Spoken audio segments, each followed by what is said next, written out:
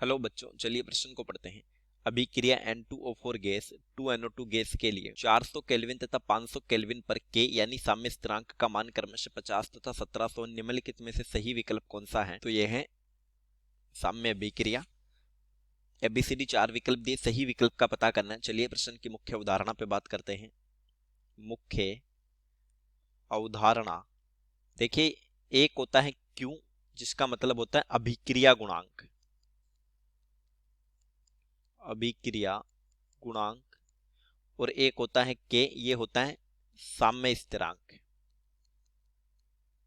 साम्य स्थिरांक यदि के का मान क्यू से ज्यादा है तब हम कहेंगे अभिक्रिया अग्र, क्यू का मान के से ज्यादा है तब पश्च, और अगर के बराबर क्यू है तब अभिक्रिया साम्य पर होगी।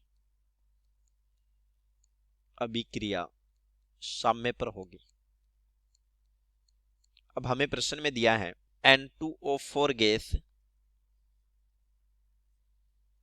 और ये NO2 गैस, 2NO2 गैस। जब T1 का मान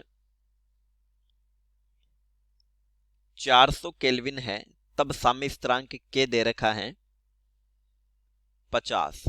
यदि इस मान को बढ़ाकर T2 कर दिया जाता है 500 केल्विन तब साम्य स्थिरांक 50 से हो जाता है 1700। ताप बढ़ाने पर साम्य स्थिरांक का मान बढ़ जाता है। ताप बढ़ाने पर साम्य स्थिरांक का मान, साम्य स्थिरांक का मान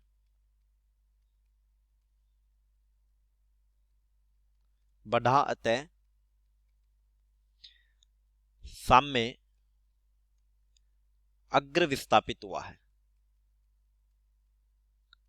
अग्र विस्थापित, और ताप बढ़ाने पर साम्य अग्र विस्थापित हो जाता है ऊष्मा शोषी अभिक्रिया के लिए। ऊष्मा शोषी अभिक्रिया, वही ऊष्मा क्षेपी अभिक्रिया के लिए ताप बढ़ाने पर पश्च विस्थापित होता।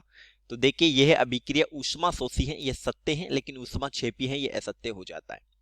सी दिया है, यदि NO2 गैस तथा N2O4 गैस को 400 केल्विन पर क्रमशः आंशिक दाब 20 बार और 2 बार पर मिश्रित किया जाता है तो अधिक N2O4 बनेगी। देखिए, यहां पर हम Q का मान पता करेंगे और वो होगा, क्रियाकारक उत्पाद गैस है तो यहां आंशिक दाब के पदों में निर्धारित होगा, यानी कि P उत्पाद है NO2 स्टोइकियोमेट्रिक गुणांक स्क्वायर, आंशिक दाब NO2 का बटा आंशिक दाब N2O4 का। और ये हमें दिया है NO2 के लिए 20, तो इसका स्क्वायर बटा N2O4 के लिए 2, तो ये हो गया 200। अब देखिए, Q का मान K से ज्यादा आया है क्योंकि ये हमने ज्ञात किया 400 केल्विन पर। 400 केल्विन पर K हमें दिया है 50, तो ये ज्यादा आ गया। Q जब K से ज्यादा है अतः साम्य पश्च विस्थापित होगा। पश्च विस्थापित होगा, और जब साम्य पश्च विस्थापित होगा तो N2O4 अधिक बनेगी, अधिक बनेगी।